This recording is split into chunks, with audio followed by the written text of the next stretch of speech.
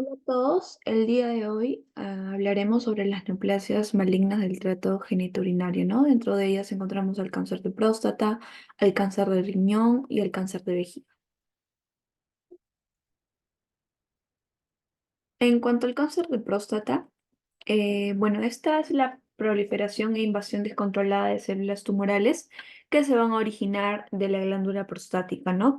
Y bueno, este es un tumor maligno no cutáneo, más frecuente en los hombres. En el Perú, en cuanto a la epidemiología, se encontraron aproximadamente 8.700 casos de cáncer de próstata al año, siendo esta neoplasia la de mayor frecuencia, ¿no? Y la primera causa de muerte también en la población masculina de nuestro país. Se estima que el 70% de estos casos van a ser detectados en estadio avanzado, ¿no?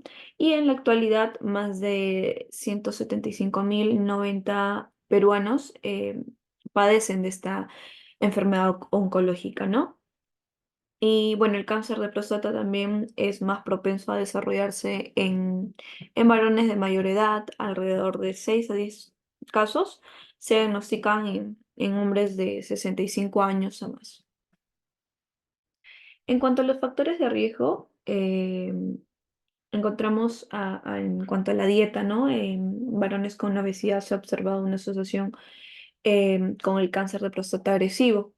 Y bueno, en cuanto a la edad, también los de mayor de edad tienen mayor riesgo de desarrollar el cáncer de alto grado. Y bueno, en cuanto a la historia familiar, bueno, los hombres con un familiar de primer grado con cáncer de próstata tienen un riesgo de 2 a 3 veces mayor. Y los que ya tienen de dos o más familiares de primer grado van a ser afectados, tienen de 5 a 11 veces más riesgo, ¿no? En comparación con la población general. Y bueno, en cuanto al tabaquismo, los fumadores de más de un paquete al día van a tener un riesgo de 2 o 3 veces mayor, ¿no? En comparación con los no fumadores. Y en cuanto a la etnia, también los de ascendencia africana van a poseer mayor incidencia de cáncer de próstata en el mundo. Y bueno, asociado a los factores de riesgo, la patogénesis se va a desarrollar en sí por la acumulación de alteraciones genéticas, ¿no? Que van a resultar también en la proliferación celular. Y estas células van a adquirir habilidades de invasión, como metástasis y también proliferación a distancia. En cuanto al cuadro clínico, la mayor parte de los pacientes con esta enfermedad en estadio precoz se va a limitar al órgano, por lo tanto van a ser asintomáticos, ¿no?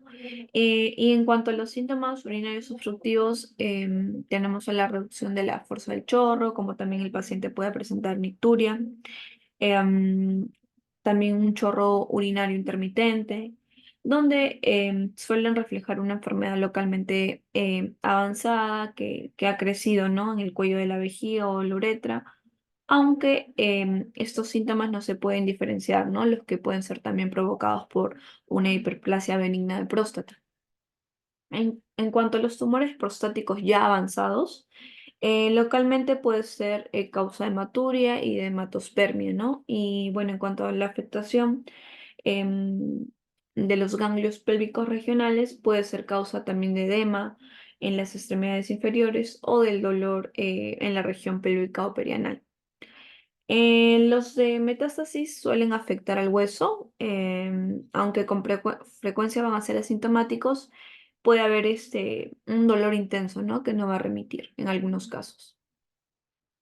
En cuanto a los exámenes complementarios, bueno, si bien es cierto que los pacientes de cáncer de próstata van a ser asintomáticos, se puede sospechar por un aumento del PSA, ¿no? Del antígeno prostático específico y o también de un nódulo palpable en el tracto rectal, ¿no? Que es la segunda forma más frecuente de presentación clínica, que va a obligar por lo general a realizar una biopsia, ¿no? Que es el diagnóstico definitivo.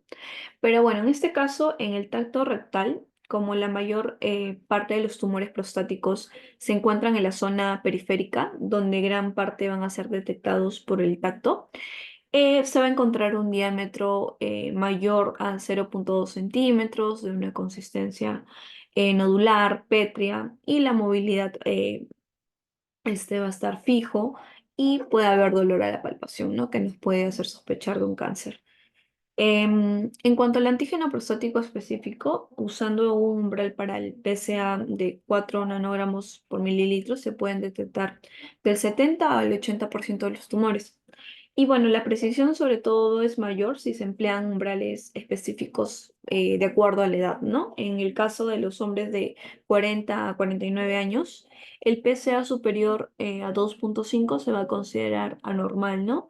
En los de 50 a 59 años se va a considerar anormal un umbral de 3,5. En los varones de 60 a 69 años, con un PSA superior a 4,5 va a obligar a realizar otras pruebas también, ¿no? Y en cuanto a los varones de 70 a 79 años, el PSA debe ser inferior a 6,5.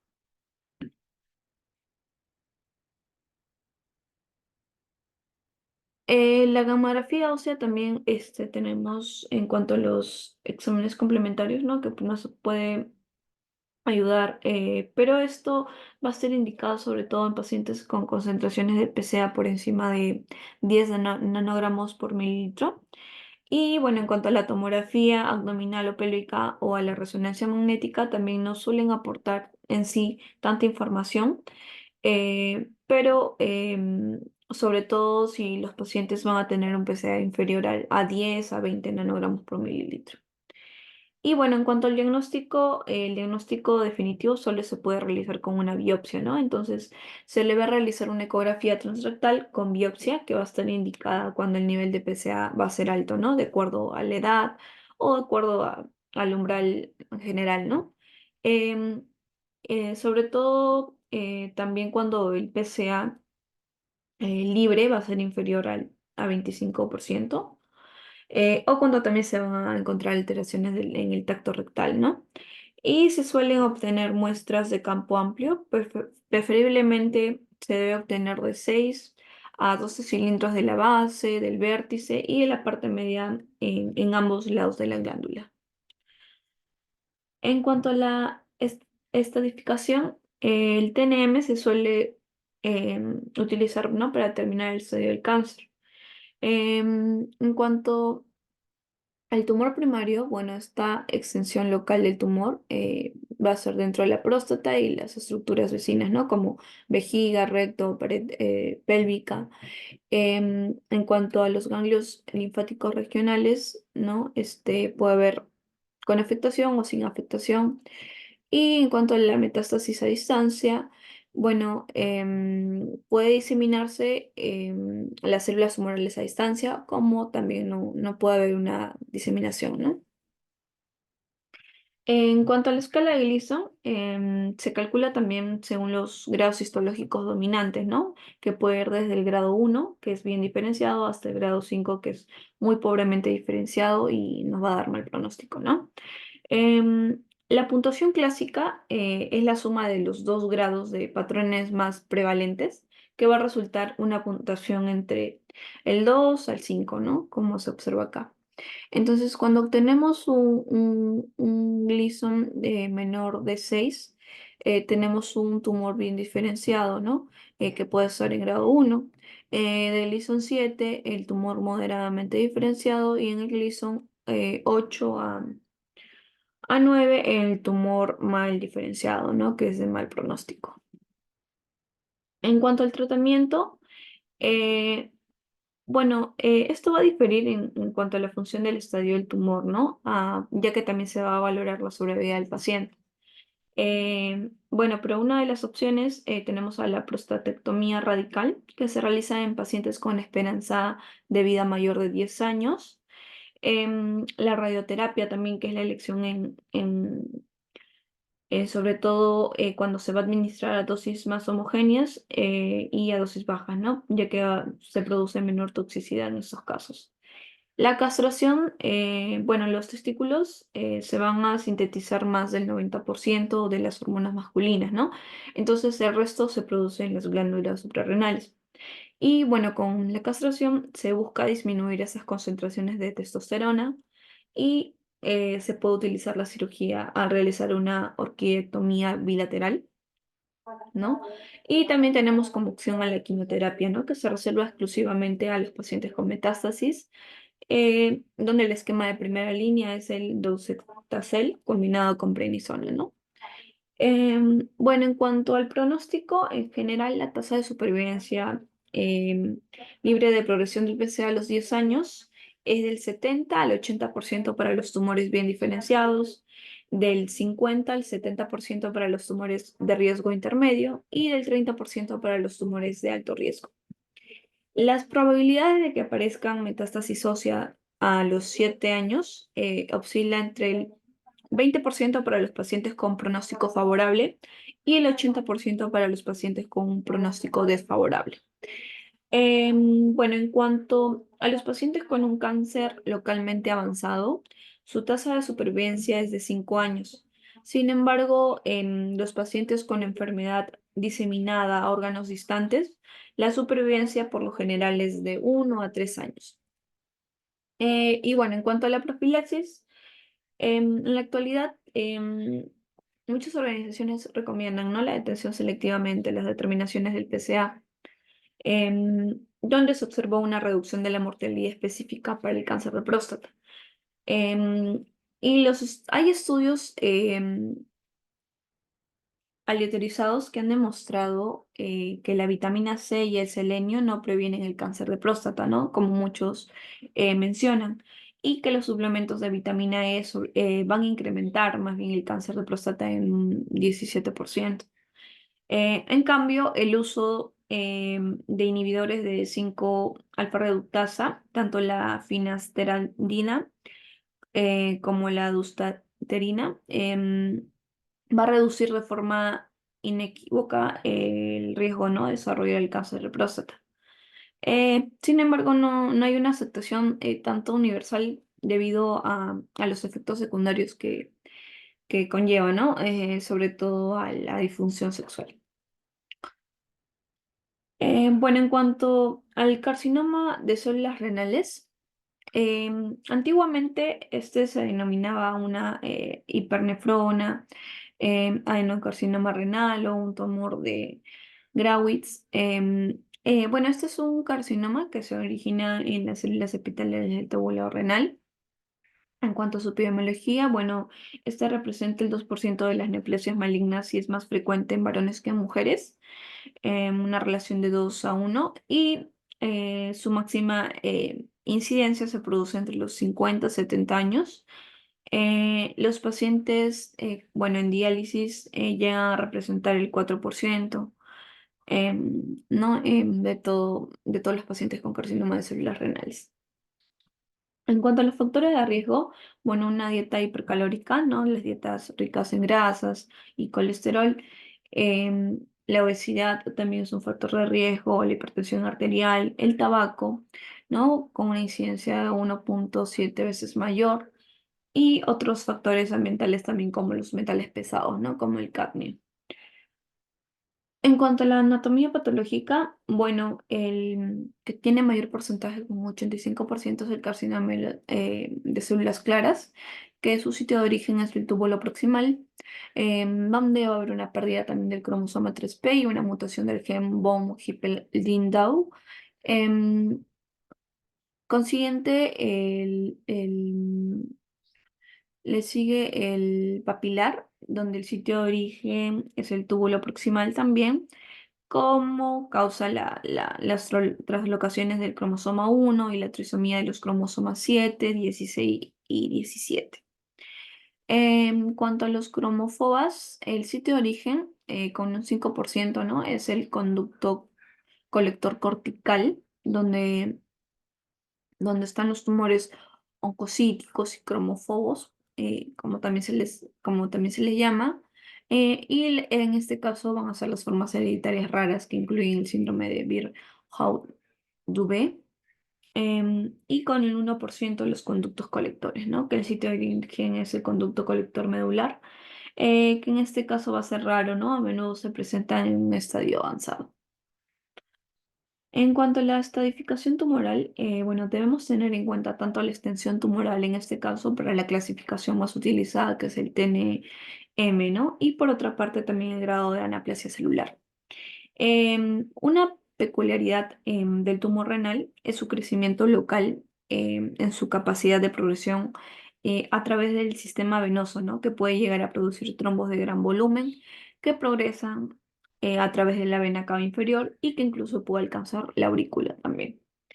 En un 20 a 30% de estos casos, la primera manifestación de la enfermedad puede ser una metástasis, ¿no? Con una localización preferente en el pulmón, ¿no? En 30%, o en los huesos con un 15%, o en los ganglios linfáticos, ¿no? Con un 14%, donde también se le toma, ¿no? En el N como ganglios linfáticos regionales o metástasis a distancia también en el M, ¿no?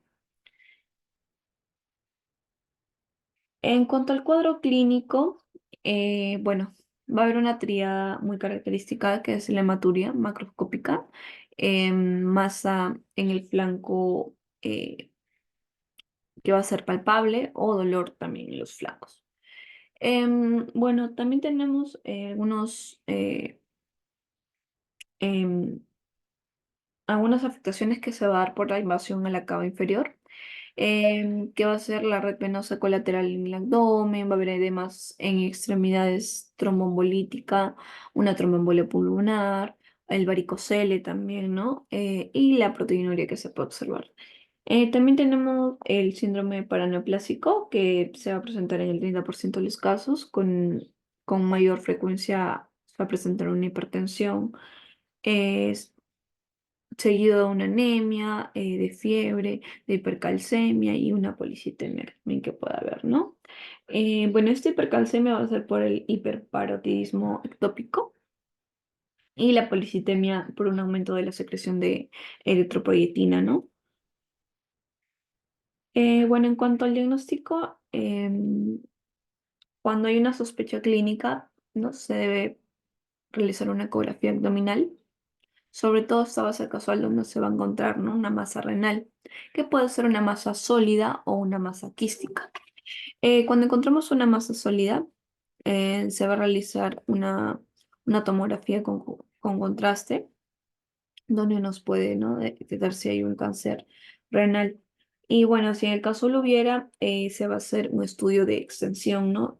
Tanto una radiografía de tórax, una tomografía ósea o una resonancia magnética, ¿no? Sobre todo para observar el trombo en la cava. Cuando hay una masa renal quística, el quiste puede ser seroso simple o un quiste atípico, ¿no? Que, bueno, si es un quiste atípico, debemos realizar una tomografía con contraste. eh, para una punción citológica, ¿no? Si hay una duda, sobre todo razonable. Bueno, mencionar en cuanto a la ecografía abdominal, esta va a determinar el tamaño y la localización del tumor renal y permite diferenciarlo claramente de las lesiones quísticas, ¿no? Como se mencionó en cuanto al quiste simple, quiste cortical o un quiste seroso simple también.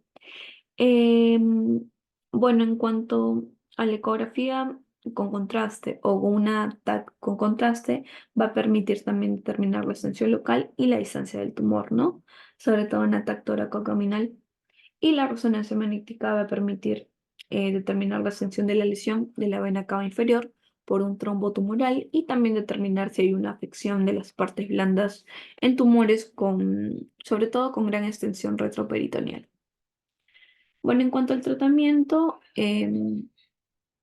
el carcinoma de células renales se considera radioresistente y quimioresistente, ¿no? Entonces, el tratamiento quirúrgico empleado va a ser la nefrectomía parcial o radical, que va a depender del tamaño tumoral, ¿no? Y también de la posibilidad de la técnica de la exeris del tumor, ¿no?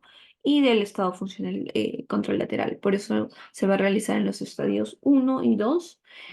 Bueno, en cuanto a la nefrectomía parcial, va a ser la técnica de elección en los estadios 1, como se mencionó, con un tamaño menor de 17 centímetros. Pero ya en los tumores de estadio 2 o más va a ser la nefrectomía radical, ¿no? Como se observa en esta tablita, que va a incluir la exeris en el bloque del riñón afectado con la envoltura de la grasa y también la fascia de Gerota, ¿no? Que es la que envuelve el riñón. Bueno, en cuanto a la linfadectomía regional, se va a aconsejar sobre todo a los tumores mayores de 10 centímetros, así como también la presencia de enopatías en las pruebas de imágenes, ¿no? Y ya, bueno, en el tratamiento de la enfermedad diseminada, puede ser ganglionar o metástasis. Sobre todo se basa en la inmunoterapia, ¿no? Que se puede realizar con interferón o interleucina 2 o de primera línea, si el riesgo bueno o intermedio, se va a dar dosis de sunitinib, ¿no? Como primera línea. Y si el riesgo es alto, temsirol limus, que va a ser, ¿no? El tratamiento de primera línea.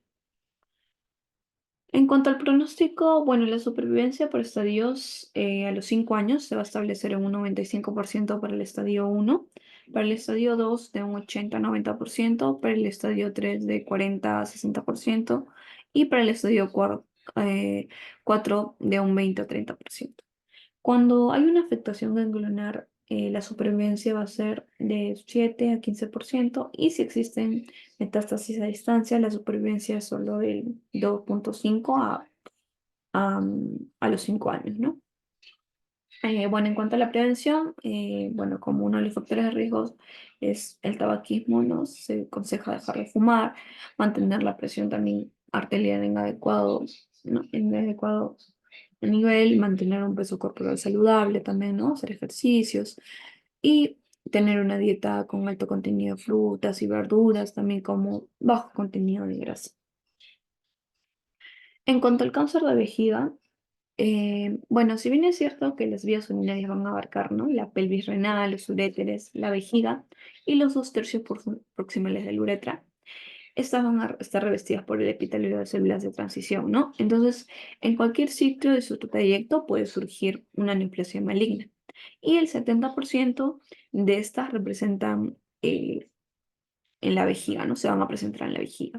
Un 8% en la pelvis renal y el 2% restante en el uréter o en la uretra. La incidencia es 3 veces mayor en varones que en mujeres y el doble, sobre todo, va a ser doble de incidencia en los sujetos caucásicos, ¿no? Que en los de raza negra, con una mediana de edad para la fecha del diagnóstico en 65 años. En cuanto a los factores de riesgo, bueno, tenemos la edad avanzada, el tabaquismo, que es el principal factor, el virus del papiloma humano también, los medicamentos en cuanto a la ciclofosfamida, los antecedentes heredofamiliares también de cáncer de vejiga o una exposición a minas aromáticas, ¿no? Por trabajos como pinturas, tintes, metales o productos derivados del petróleo también. Sobre todo se va en los lugares de trabajo, ¿no? De las personas. Y también la radioterapia dirigida a pelvis o esquistosomiasis, ¿no? En cuanto a los tipos histológicos, bueno, tenemos a un 90 o 95% al carcinoma de células transicionales y en un 5% al carcinoma de células escamosas y el adenocarcinoma tenemos un mayor porcentaje, ¿no? Con 0,5 a 2%. En cuanto a la estadificación, bueno, el TEA va a ser un tumor papilar confinado al urotelio. En cuanto al T1 ya va a haber una invasión de la lámina propia. El T2, como se observa acá en la imagen, ya va a ser una invasión de la capa muscular.